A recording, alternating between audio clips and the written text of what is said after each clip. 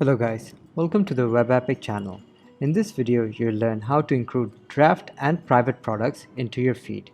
So without further ado, let's jump in and learn how exactly we can do this.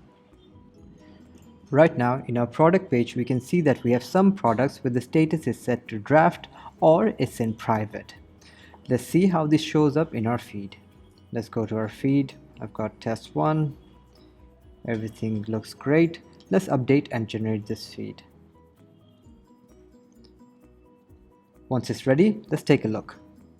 Right now, as you can see, the products that we had set to draft or it was in private is not showing up in our feed right now.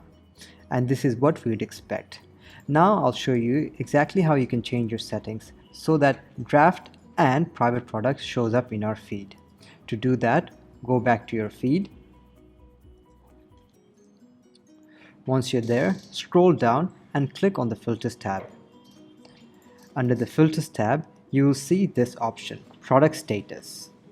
Under the Product Status, right now it's set to only include published products.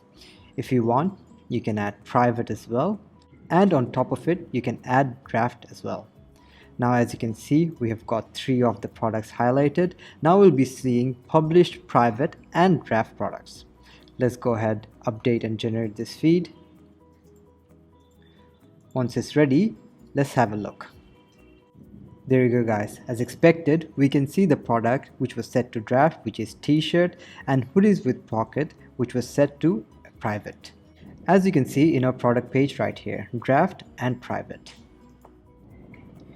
There you go guys, now you know how you can include draft and private products onto your feed.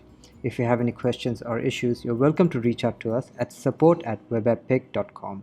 I hope you guys found this video useful. Please leave a like and subscribe to this channel for more videos like this. I hope everybody has a good day. Thank you very much.